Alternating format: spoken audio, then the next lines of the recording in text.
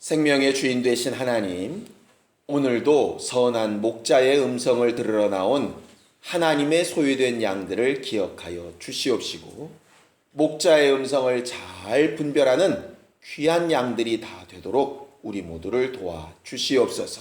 말씀을 대언하는 자나 듣는 자가 한 성령 안에 충만케 되어지게 하여 주셔서 눈으로 보여지는 것 말고 심령을 치고 명령하시는 주의 음성, 그 생명의 말씀이 각각 들려지게 도와 주시옵시고, 우리가 구하고 행동해야 될 바를 가르침을 받고 인도받게 도와 주시옵소서. 믿음으로 헌금한 손길들 위해 복을 더하여 주시옵소서. 세상에서 물질 때문에 많은 수고와 땀을 흘리며 여러 가지 어려움들을 이기며 행했던 저들이지만 그 모든 수고를 주 앞에 드리며 주의 은혜로 사는 사람들인 것을 믿음으로 고백하였사오니, 하나님 아버지, 저들이 필요로 하는 것이 있을 때 공급하시고 도우셔서 저들을 보는 사람들마다 저들과 함께하는 예수, 저들과 함께하는 하나님의 능력을 보고 깨달을 수 있도록 주께서 도우시고 역사하여 주시옵소서. 예수님의 이름으로 기도하였습니다. 아멘. 하나님의 말씀은 누가복음 7장 24절에서 28절까지 말씀을 좀 함께 같이 읽겠습니다. 누가복음 7장 24절에서 28절까지 말씀을 함께 같이 합독하겠습니다. 시작. 요한의 보낸 자가 떠난 후에 예수께서 무리에게 요한에 대하여 말씀하시되, 너희가 무엇을 보려고 광야에 나갔더냐? 바람에 흔들리는 갈대냐? 그러면 너희가 무엇을 보려고 나갔더냐? 부드러운 옷 입은 사람이냐? 보라, 화려한 옷 입고 사치하게 지내는 자는 왕궁에 있느니라. 그러면 너희가 무엇을 보려고 나갔더냐? 선지자냐? 옳다. 내가 너희에게 이르노니 선지자보다 또 나은 자니라. 기록된 바, 보라, 내가 내 사자를 내 앞에 보내노니 그가 내 앞에서 내 길을 예비하리라 한 것이 이 사람에 대한 말씀이라. 내가 너희에게 말하노니 여자가 낳은 자 중에 요한보다 큰 이가 없도다. 그러나 하나님의 나라에서는 극히 작은 자라도 저보다 크니라 하시니라. 아멘. 우리 하나님은 마지막 날에 우리 모두를 심판하시는 하나님이십니다. 그 심판은 마지막 날까지 아무것도 안 하고 계시다가 갑자기 그날 소급해서 심판하시는 분이 아니고요. 우리가 있는 그 자리, 우리가 행하는 그곳에서 불꽃 같은 눈동자로 우리를 바라보고 계시면서 계속 우리의 일거수일투족을 기억하고 또 기록하고 계시다가 회개하고 주 예수의 보혈의 은혜로 씻겨진 부분은 망각하시고 기억하지도 아니하시고, 그렇지 아니한 부분은 계속 기억하고 기록하고 계시면서 마지막 날 행한 대로 갚으시겠다고 말씀하시고 약속하신 분이 바로 하나님이십니다. 우리의 신앙생활은 그래서 하나님의 심판대 앞에 서게 되는 그날을 잘 준비하는 생활이 바로 신앙생활입니다. 그런데 하나님의 심판대 앞에 섰을 때에 도대체 하나님은 뭘 가지고 심판하실까? 그 기준을 아는 것이 참 중요합니다. 왜냐하면 그 기준을 모르게 되면 내 딴에는 굉장히 잘한 것 같으나 그분의 기준에는 못 미치는 것이 있고요. 어떤 경우 나는 정말 그렇게 못 산 것 같은데 그 기준에는 합당한 것도 있습니다. 오늘 오전에 제가 아주 두 가지 논란 사건이 있었습니다. 첫째는 요즘 이제 신이가 내일 졸업을 하니까요. 그동안 이제 고등학교 때 공부했던 책들이나 문제지 뭐 이런 노트들을 다 이렇게 모았어요. 그래서 그냥 버리면 이제 아까우니까 이거를 잘 상자에다 차곡차곡 모아서 이걸 어떻게든지 고물로 팔아서 몇 푼이라도 건지자, 이런 생각이 들어가지고요, 차곡차곡 모았습니다. 그래가지고 다 꺼내놔 봤더니 이게 이런 라면 박스 같은 박스로 한 4박스 이상이 나오는 거예요. 그래서 첫 번째 놀랬던 건 뭐냐면 우리 아들이 엄청나게 공부를 많이 했다, 이걸 느꼈어요. 그냥 별로 그런 거 못 느꼈는데 막 노트북 쓴 거고 책 쓴 거 문제집 푼 거 보니까 이야, 공부 진짜 열심히 했구나. 이게 첫 번째 놀란 겁니다. 그리고 나서 그거를 이제 다 제 힘으로는 들 수가 없어서 고물하시는 분을 불렀어요. 그래가지고 그거를 이제 그분 트럭에다 실어가지고 딱 돈으로 바꿨거든요. 돈을 받으면서 너무 놀랬어요. 그 책을 그렇게 박스로 해서 116kg인가가 나왔는데 11,900원 받았어요. 이게 거기 문제집 한 권 값도 안 되는 것 같아요. 그러니까 생각해 봤어요. 이 문제집이나 책을 사느라고 돈이 얼마나 들었겠어요. 책이 100kg가 넘으니까. 돈이 문제가 아니라 3년 동안 제가 막 열과 성을 들여서 풀고 한 그 노력은 또 얼마나 가치가 있겠어요. 그런데 고물상 갔더니 그건 하나도 안 쳐줘요. 그냥 종이 한 장 무게가 몇 킬로냐? 키로당 80원, 딱 이렇게 나오더라고. 그래서 그런데 어떻게 해요? 거기 가서 맨날 이게 원가가 얼마였습니다, 우리 아들이 몇 년 동안 공부한 겁니다, 맨날 얘기해봐야 소용없잖아요. 거기는 키로당으로 계산을 하니까. 그거 보면서 이런 생각이 들었습니다. 우리가 여기서 막 수년 동안 신앙생활을 엄청나게 했어요. 물질도 엄청나게 들여서 헌신도 했고 시간과 땀과 노력도 엄청나게 들여서 했어요.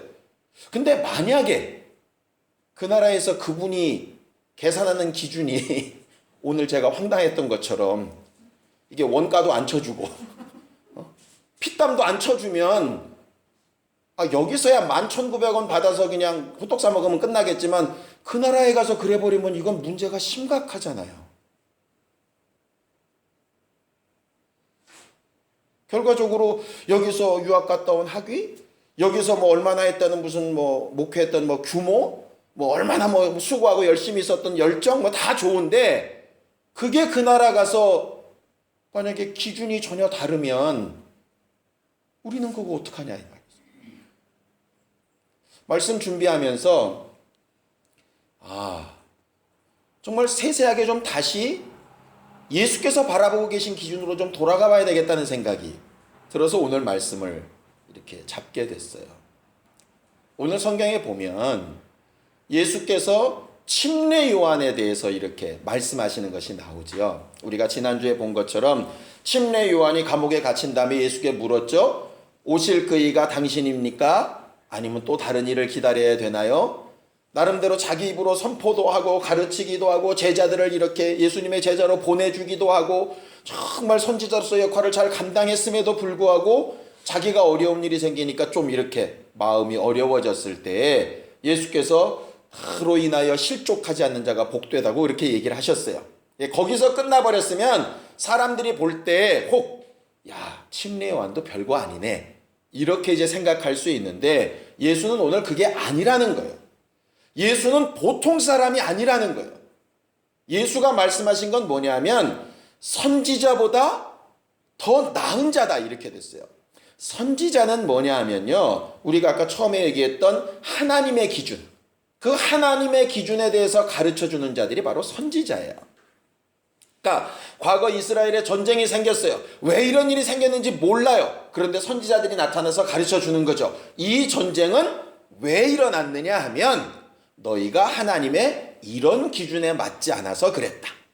그러니 너희들은 하나님의 기준에 맞추기 위해서 이렇게 행하라. 우상을 부시고 아니면 이방인들과 혼인했던 걸 폐하고 아니면 너희 안에 들어와 있는 이방의 모든 문화들을 빼고 아니면 어떤 심한 경우에는 모든 나라나 성전까지라도 다 무너뜨리고 포로를 가서라도 이렇게 하나님께서 판단하시는 기준과 가치를 이야기해 주는 게 바로 선지자라고요. 사울 왕이 전쟁에서 이기고 대단한 역할을 했지만 사무엘이 와서 얘기하지 않습니까? 당신이 전쟁에서 승리한 것도 사실이고 기념비를 크게 세운 것도 사실이고 백성들의 인기를 얻은 것도 사실인데 하나님의 기준에는 당신이 말씀을 버렸기 때문에 하나님도 당신을 버렸습니다. 이거예요. 그 얘기예요.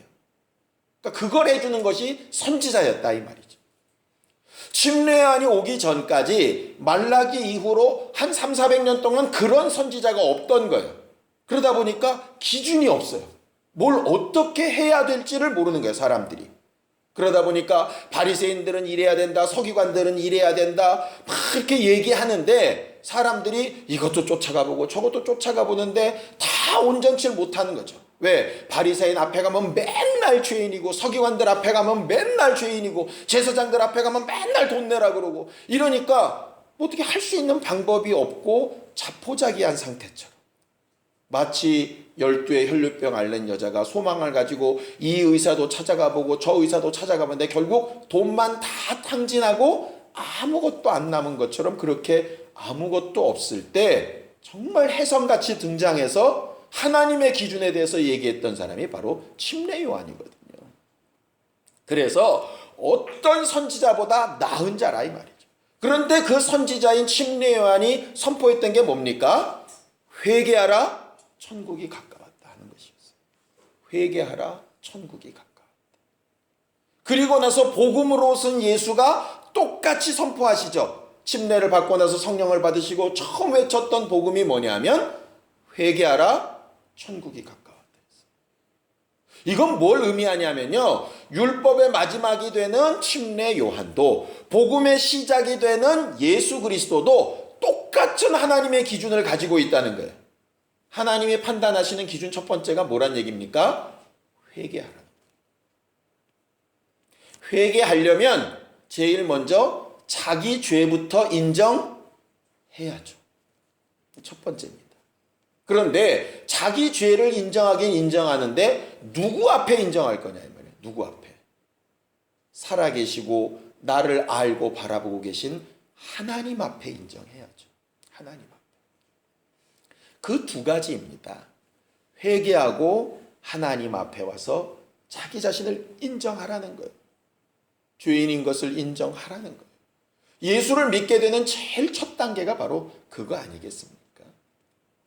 결국 바울이 얘기한 율법이 뭐냐? 율법은 죄를 깨닫게 하는 거다. 이 얘기가 그 얘기예요. 율법이 마지막으로 딱 선언한 게 뭐냐면 회개하라. 한마디를 위해서 율법이 다 존재한 거니까 회개하라.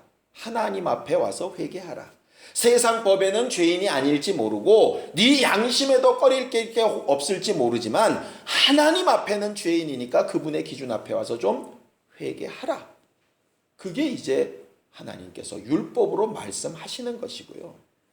율법을 통과하여 하나님 앞에 선 그 사람들에게 예수도 똑같이 첫 번째 얘기하시는 것이 뭐냐면 회개하라 하는 것이에요. 회개하라. 그래서 우리의 신앙생활은 어떻게든 하나님을 기억해서 회개하는 생활이 신앙생활입니다. 뒤집어서 얘기하면 우리들의 신앙생활에서 회개가 사라지면 신앙생활 잘 못하고 있는 거예요. 헌신 중요합니다. 직분을 감당하는 봉사 중요합니다. 예배 잘하는 것도 정말 중요하고요. 우리가 힘쓰고 애쓰고 전도하는 것도 정말 중요합니다. 정말 중요한데 하나님의 첫 번째 기준은 뭐냐면 회개하라예요. 회개에서 멈추란 얘기는 아니지만 회개부터 시작되는 겁니다. 그래서 예배도 회개부터 시작되는 거고 하루도 회개부터 시작되는 겁니다. 우리의 삶의 마지막도 회개로 끝나야 될 거예요. 회개라 그러니까 자꾸 이렇게 죄를 자복하는 거 얘기하시는데요. 성경은 분명히 자복하고 회개하라 이렇게 돼 있거든요. 그러니까 자복하는 건 말 그대로 내가 무슨 일을 잘못했습니다라고 이렇게 스스로 이제 고백하는 걸 얘기하는 거고요. 진짜 회개는 뭐냐면 내 삶이나 생각과 결정의 방향을 바꾸는 걸 회개라고 하거든요. 죄인인 걸 인정 않고 살다가 죄인인 걸 인정하는 것. 하나님 없이 살 수 있다고 생각했다가 하나님 없이는 못 산다고 인정하는 것. 내 목자는 없다고 생각했다가 나를 인도하시는 분이 계시다고 인정하는 것. 그게 회개라 이 말이죠. 하나님의 것으로 회개하라는 거예요. 아까도 말씀드린 것처럼 하나님께서 우리를 보고 계시다는 것이 망각이 안 됐다면 그런 죄를 아마 안 지었을 테고, 혹 그런 죄를 지었더라도 분명히 캥기고 두렵고 떨려서라도 그 다음에 뭘 했을 거예요. 그런데 하나님께서 보시다는 것을 잊어버리고 인정하지 않고 하다 보니까 결국은 겉껍데기만 뭔가 믿는 자 같지만 실제로는 하나도 하나님과 연관이 없는 자가 되어버리는 거죠. 신앙생활 제일 잘하는 방법이 뭘까? 하나님의 시선을 의식하는 거예요. 시선을 의식하는. 그게 어쩔 때는 참 부담스럽고 힘들지만 그걸 잘 할 수 있어야 합니다. 우리가 큐티를 합니다. 큐티 왜 합니까? 그걸 가지고 무슨 돌을 닦고 돌을 터득하려고 하는 거 아닙니다. 그 말씀이 오늘도 나와 함께 있고 나를 보고 계시다. 그 말씀하신 그분이 지금 나를 보고 있다는 거 아니겠어요? 우리가요, 어떻게든지 매 순간 하나님이 나와 함께 하시는 것을 망각하지 않으려고 몸부림치지 않으면 우리는 어느덧 그냥 망각해버리고 마는 존재들입니다. 왜냐? 너무 신경 쓸 게 많고 너무 바쁜 게 많아요. 우리 스스로가 성령을 모시고 성령께서 우리 안에서 계속 감동하시는 대로 하나님의 생각, 하나님이 지금 나와 함께하고 계시다는 생각을 잊어먹지 않는 것이 가장 복된 삶입니다. 예수께서 이 침례 요한에게 이렇게 또 얘기하죠. 28절 보겠습니다. 28절 함께 읽습니다. 시작. 내가 너희에게 말하노니 여자가 낳은 자 중에 요한보다 큰 이가 없도다 그랬어요. 예수께서 침례 요한을 통해 두 가지를 이렇게 판단하셨는데, 첫 번째는 선지자보다 더 나은 자다, 선지자 중에 최고다 하셨고, 두 번째는 여자가 낳은 자 중에 최고다 그랬어요. 여자가 낳은 자 중에 최고다. 이거는 정말 누구도 이렇게 막 넘을 수 없는 그런 기준 아니겠습니까? 이 세상에 여자가 낳지 않은 사람이 누가 있겠어요? 여자가 낳은 자 중에 저보다 더 큰 자가 없다, 이렇게 얘기하니 엄청나지 않습니까? 결과로 지금까지 이스라엘 역사상 존재했던 수많은 믿음의 선지자들 중에 누가 최고라는 거예요? 침례 요한이 최고라는 거예요. 아무리 뭐 믿음의 조상 아브라함이 어쩌고 다윗 왕이 어쩌고 모세가 어쩌고 엘리야가 어쩌고 말을 많은데 예수는 단 한마디로 판단을 내려버리셨어요. 침례 요한보다 큰 자가 없다. 이게 예수의 판단이에요. 결국 40년 동안 이스라엘 백성을 끌고 나온 모세보다 침례 요한이 낫다는 얘기잖아요, 지금. 그죠? 다윗 왕과 같은 그런 영광을 누린 사람보다 낫다는 얘기예요. 독자를, 100세에 얻은 독자를 바친 아브라함보다도 이 사람이 낫다는 얘기예요. 왜 그럴까요? 그거 한번 생각해 보셨습니까? 왜 침례 요한이 나을까요? 전 오늘 거기에 이렇게 마음이 갔어요. 침례 요한 대단하죠. 대단한데 과연 그가 행한 게 우리의 기록상으로는 이렇게 되어 있습니다. 광야에 있어서 납타옷 입고 메뚜기와 석청 먹으면서 회개하라 천국이 가까워라 했고 침례 줬고, 예수님 침례 주고, 그 다음에 감옥에 갇혔고, 바른 소리나 목 잘려 죽었어요. 이 정도의 일은 구약 성경에 엄청나게 많이 있어요. 솔직히 그 정도의 선지자는 많이 있다 이 말이에요. 그런데 왜 예수는 그 수많은 대단한 믿음의 위인들보다 침례 요한이 낫다 그랬을까? 침례 요한은 자식을 바쳐본 헌신된 경험도 없고요. 침례 요한이 어디 가서 병 고치고 귀신 쫓았다는 얘기도 없어요. 민족을 구원했다는 얘기도 없고요. 뭐 누구처럼 막 하늘에 창을 내서 뭘 막 음식이 막 떨어지거나 막 이렇게 한 적도 없어요. 죽은 자를 살린 적도 없고. 그런데 왜 그럴까요? 한번 생각해 보시겠어요? 무슨 기준으로 예수는 침례 요한이 이 세상에 있었던 여자가 낳은 자 중에 최고다라고 얘기를 했을까? 전 그거를요, 이 말씀이랑 갑자기 연결이 되더라고요. 잘 자주 듣는 질문입니다. 예수님은 왜 열매 없는 무화과 나무를 그냥 야단만 치시지 뿌리까지 말르라 하셨을까요? 그냥 올해는 열매가 없어도 내년에 있을 수 있잖아요. 그런데 꼭 그냥 나가가지고 쫙 말르라. 제자들이 말랐네 아이다.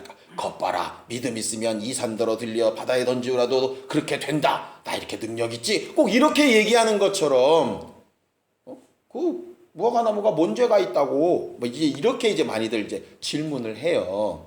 그러니까 예수의 평소 성품 같으면 야 올해는 없구나. 내년에 열매 많이 맺어라. 이렇게 할 것 같은데 왜 그랬을까? 거기에 답은 이거거든요. 이 세상에 존재하는 모든 무화과 나무가 예수께서 이 땅에 나실 때, 혹 그분이 찾으실 때 그분에게 드릴 것이 있기 위해서 존재했다. 그게 이제 성경의 말씀입니다. 그걸 뭐라고 설명하냐? 이렇게 설명하는 거예요. 모든 만물이 그로 말미암았고 그를 위하여 창조되었고 이렇게 된 거예요. 그러니까 이 세상에 존재했던 무화과 나무들이 많이 있었는데 그 무화과 나무들이 혹시 예수가 그때 오실까 봐 준비하고 열매 맺고 살다가 사라지다가 하필 그때 딱 예수께서 원하시는 그 무화과 나무가 그 자리에 있었는데 그는 그 시기를 지나서 이제 바로 죽고 이 땅에 계시지 않거든요. 다시 땅에서 나는 열매를 드시지 않거든요. 그러니까 결정적으로 주를 위하여 만들어진 나무가 주님 찾으실 때 열매를 못 낸 것이죠. 그러니 있을 필요가 없게 된 거예요. 존재 가치가 없게 된 거예요. 마치 유통기한 끝난 초대권 같은 거예요. 우리가 귀한 초대권이나 무슨 상품권을 받았는데 유통기한이 있지 않습니까? 얼마 전에도 저 그래가지고 커피 한 잔 못 먹은 것 같은데 유통기한이 사라지면 아무리 좋은 거라도 끝났어요. 버려야지 뭐. 그걸 뭐 갖고 있어봤자 속만 상하잖아요. 그것과 같은 의미거든요. 그런데 왜 침례예언일까 이렇게 생각해 보니까 딱 답이 나오는 거예요. 지금까지 있었던 아브라함이 낳은 이삭, 왜 아브라함이 100세 이상 낳았죠? 성경에 분명히 되어 있습니다. 내년에 너한테 아들이 있을 터인데 이는 내가 너희 집에 올 표다 그러셨어요. 예수가 오시는 표로 온 것이에요. 그런데 그들은 예수가 오시는 표만 받지 예수를 증거하지는 못했어요. 예수가 오실 거라는 얘기만 했죠. 모세가 6월절 사건 이후로 정말 광야를 통해서 가나안 땅까지 백성들을 인도했던 이유가 간단합니다. 어린 양이신 예수의 피의 죽음, 그 다음에 홍해바다를 건너는 침례, 그 다음에 율법과 같은 하나님의 진리의 법, 이 세상 사는 광야길에서 하나님께서 인도하셔서 마지막 날 요단강을 건너서 가나안 땅 약속하신 하나님의 나라까지 들어가는 것에 대한 예수에 대한 얘기를 말하려고 모세가 했던 거예요. 그런데 그 예수를 모세는 직접 증거해 본 적이 없어요. 엘리야도 마찬가지, 다윗왕도 마찬가지, 구약의 수많은 사람들의 이적은 다 누구를 위해서라고 성경은 말하냐면 예수 때문이에요. 그런데 그 수많은 구약의 사람들 가운데 유일하게 침례 요한이 예수를 직접 예수라고 전했다 이거죠. 무슨 얘기냐? 하나님께서 판단하시는 첫 번째 가치는 회개고요. 두 번째 가치는 예수를 직접 증거했냐의 문제예요. 그러니까 실제로 행동의 양이나 행동한 기간이나 행동의 크기나 사람들이 보는 충격이나 이런 것은 침례 요한이 다른 이들보다 못할지 몰라요. 근데 예수께서 보실 때, 하나님의 입장에서 보실 때, 왜 아들이 가장 귀하다 보니까 아들에게 가장 가까이 있고 아들에게 가장 친하게 지내고 아들이 정말 좋아하는 것이 더 귀하게 느껴지는 것처럼 하나님의 입장에서는 구약의 어떤 사람보다도 침례 요한이 하나님 앞에 큰 자가 된 거죠.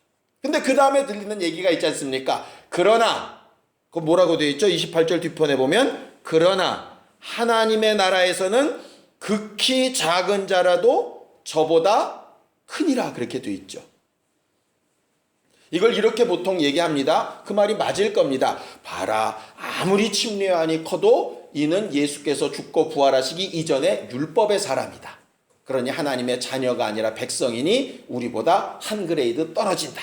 우리는 비록 못나고 부족해도 정말 하나님의 자녀로서 이렇게 들어갈 수 있는 하나님의 자녀된 은혜를 얻고 구원받은 사람이니 저들보다 분명히 한 단계 낫다. 그걸 예수께서 말씀하신 것이다. 맞습니다. 그게 맞을 겁니다. 그런데 제가 오늘 성경을 보면서 느꼈던 것 하나는 뭐냐면요. 하나님의 나라에서는 이렇게 되어 있습니다. 하나님의 나라에서는 그 하나님의 나라에 들어갈 자가 지금 누구라고 얘기하고 있냐면 적어도 침례 요한보다 큰 사람이 되려면 예수를 직접 증거해야 되겠죠. 그렇죠? 예수를 직접 증거해야 되겠죠. 그러니까 하나님의 나라에 들어갈 자가 누구냐면 예수를 직접 증거하는 자라는 말이 되는 거예요. 그거를 바울은 뭐라고 얘기하냐면 우리가 마지막 날에 주 앞에 가서 얻을 생명의 면류관이라. 내 면류관이 무엇이냐? 바로 너희들이다 이렇게 했어요. 그걸 가지고 자꾸 전도에서 등록한 사람 이름 이렇게 얘기하는데 우리가 그 사람을 데려다가 교회에 앉혀놨던 앉혀놓지 못했던 간에 하나님이 우리에게 보시는 것은 네가 100명 전도해 놨구나 너 100점이 아니라 내가 증거한 부분을 얘기하시는 것 같아요. 내가 증거하고 그가 예수를 안 믿을 수 있어요. 그러나 하나님이 나를 보시는 건 뭘 보시냐면 침례 요한과 같이 광야에 외치는 자의 소리와 같이 증거하는 거예요. 주를 직접 증거하는 거예요. 그래 다더라가 아니라 누가 만난 예수가 어떻다더라가 아니라 침례 요한은 직접 자기가 체험해 본 예수는 아니었지만 성령의 감동으로 얘기했잖아요. 우리는 이미 예수의 피를 체험도 하고 그 이름으로 성령을 모셔드리는 체험도 하고 그 이름으로 기도하고 응답받고 귀신을 쫓는 체험도 하고 어쨌든 우리는 경험하고 아는 예수를 말하고 증거할 수 있지 않느냐. 결국 그것이 하늘나라에서는 저보다 지극히 작은 자라도 다 크다. 이렇게 하신 말씀에 합당할 것 같다. 이 말이죠.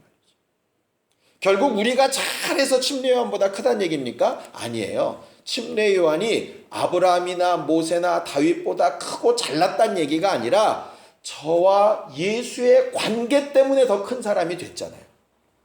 그것처럼 우리가 정말 하늘나라에서 그 여자가 낳은 자 중에 가장 큰 요한보다 더 나은 자가 된 이유는 단 한 가지 때문입니다. 예수의 은혜 때문이에요.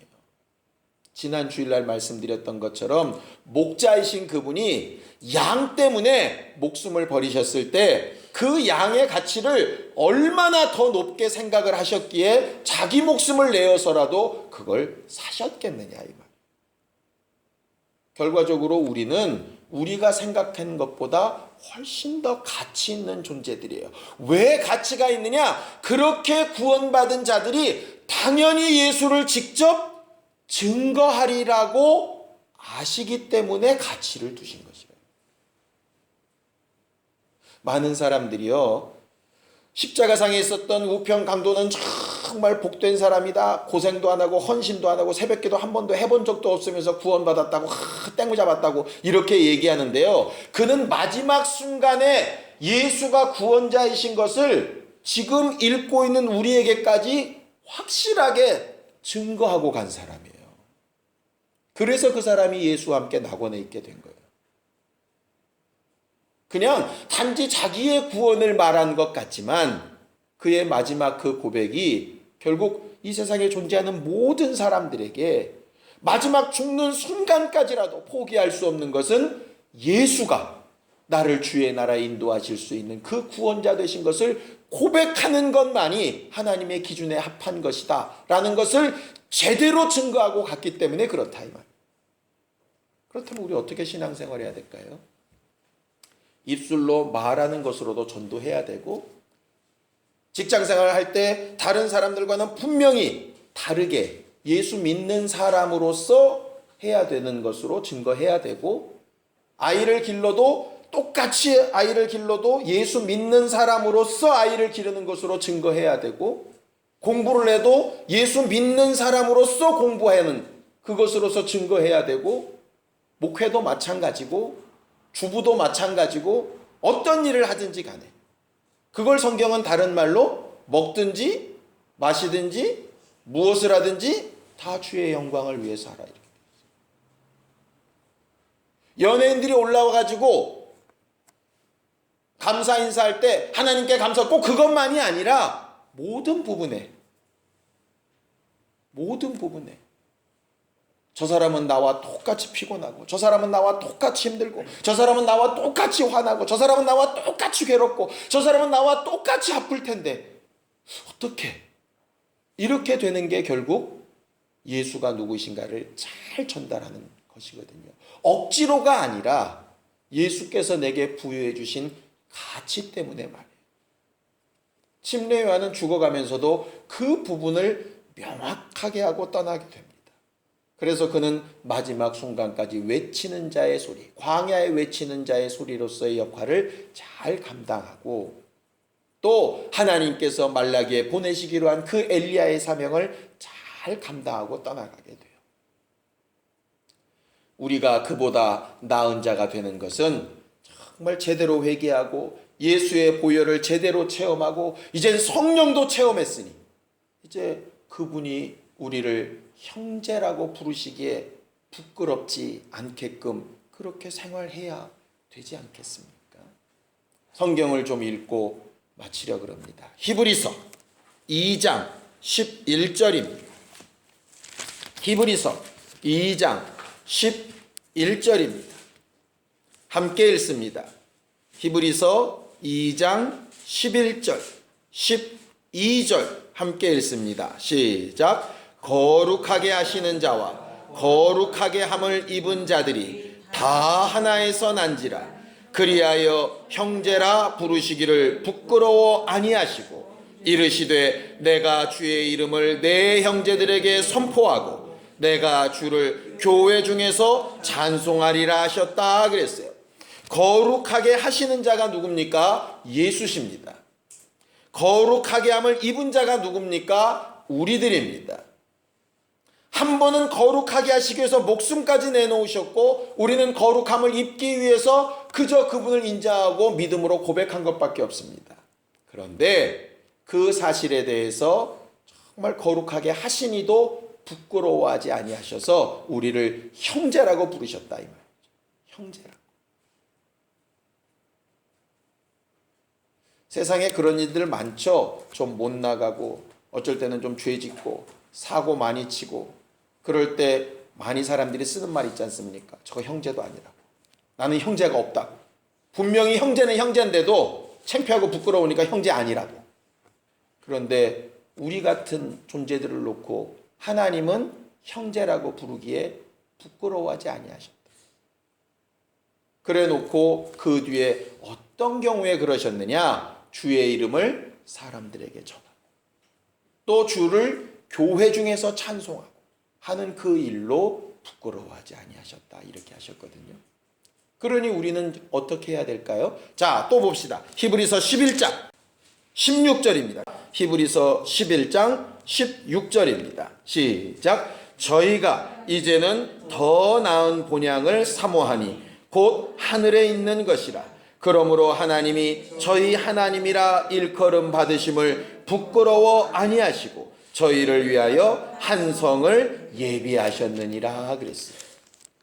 무슨 얘기입니까? 아까 초두에 말씀드린 것처럼 하나님의 심판, 하나님의 기준 기억하면서 더 나은 본향을 향해서 그렇게 우리가 생각하고 판단하고 행동하고 역사할 수 있다면 정말 침례요한을 누구보다도 큰 자라고 인정하셨던 그분의 판단이 우리에게도 더 큰 자라는 판단으로 정말 나타나게 될 것이라는 거죠. 우리는 두 가지를 기억했으면 좋겠습니다. 다른 어떠한 보여지는 모습보다 하나님의 기준, 첫 번째는 회개하는 것이라. 두 번째는 그렇게 회개한 자가 자기를 드러내는 게 아니라 예수를 직접적으로 드러낼 때 침례요한이 여자가 낳은 자 중에 가장 큰 자가 된 것처럼 우리도 큰 자라 말씀하실 거예요. 성경은 예수를 큰 자로 드러내기 위해서 어떻게 하라는 얘기냐? 스스로를 낮추는 자가 하나님의 나라에서 크다, 그렇게 말씀하셨죠. 나를 낮추는 이유는 간단합니다. 나는 못해요가 아니라 나는 못하나 예수께서 하셨다. 나는 낮춰서 예수가 드러나도록 하는 게 목적이지, 예수는 없고 나만 낮추고 있는 것은 종교생활입니다. 나를 낮춘 것으로 예수가 드러나게 하는 것이 그것이에요. 그러니 공부 잘해야죠. 사업 잘해야 됩니다. 돈도 많이 벌고요. 되게 건강해야 됩니다. 내가 잘나서가 아니라 그분 때문에. 그래서 담대히 기도해야 됩니다. 나는 점점 낮아지고 회개하여 주께서 나를 형제라 부르시기에, 나를 주님의 자녀라 부르시기에 부끄러워하지 아니하실 수 있도록 우리가 정말 그분을 드러내고 그분이 나타나는 삶이 되어야 하지 않겠습니까? 세상에 한 사람이 사고를 쳐버리면 수십만 명의 마음이 닫혀버립니다. 그들을 결국 누가 열어야겠습니까? 결국 우리가 열어야 되지 않겠어요? 다치는 건 한 번의 사건으로 쉽게 되지만 다시 여는 건 대단히 어렵습니다. 그래서 그 수고를 우리에게 좀 감당해 달라 하는 겁니다. 시간이 오래 걸릴 수 있고 어려울 수 있겠죠. 그런데 나 혼자 사는 삶이 아니라 주와 함께하는 삶인 것을 반드시 기억해서 우리의 일생을 두고 부끄럽지 아니하는 신앙생활, 교회된 모습으로 나타나고 증거될 수 있기를 예수님의 이름으로 축원합니다. 시간 예수에 한번 부르고 간절히 같이 기도할 때 정말 우리가 침례 요한보다 더 큰 자라 하고 선언하신 주의 그 평가에 부끄럽지 아니하는 사람들이 될 수 있도록 회개하고 예수를 직접적으로 증거하는 삶의 열매들이 우리 모두에게 있을 수 있도록 예수에 한번 부르고 간절히 같이 기도하겠습니다. 하나님, 우리가 어떤 상황, 어떤 형편에 처해 있든지 간에 우리 안에서 오직 예수만 증거되어지는 신령한 교회가 되기를 원합니다. 잘 되어져 갈 때도, 어쩔 때는 그렇지 못해 보일 때에도 사람들 앞에 내가 만난 예수, 나를 구원하신 예수, 나를 부끄러워하지 아니하시는 그 예수를 증거하고 나타내고 말하고 고백하고 보여주고 인도할 수 있는 신령한 믿음의 일꾼들이 될 수 있도록 겸손케 하시고 회개케 하시고 성령의 인도하심을 얻게 하시고 때마다 일마다 주의 눈빛을 기억하며 사는 사람들이 될 수 있게 도와주시옵소서. 그래서 마지막 날 주님 앞에 서는 그날에 우리가 잘했다, 수고했다 하는 것과 주님의 판단 기준이 달라지지 아니할 수 있도록 회개와 주 예수 이름을 증거하는 신령한 영적 생활로 정말 하나님 앞에 영혼들을 살리고 또 살려서 예수께서 말씀하신 것처럼 아직 내 우리에 들지 아니한 그 양들도 내가 인도하여야 할 것인데 그 일을 우리에게 부탁하신 것을 알고 신앙생활 해나가는 우리 모두가 되게 도와주시옵소서. 겸손해지게 하시고 오직 하나님의 능력으로 승리하고 또 승리하는 영적 생활들이 다 되도록 우리 모두를 도와주시옵소서. 예수님의 이름으로 기도하였습니다. 아멘. 이제는 우리 주 예수 그리스도의 은혜와 하나님 아버지의 극진하신 사랑과 성령님의 감동하시고 역사하시는 분명한 증거가 정말 주 예수 보실 때에 큰 자라 일컬음을 받을 수 있는 귀한 교회 되기를 사모하는 모든 사람들 위해 이제부터 영원까지 함께 있을지어다. 아멘.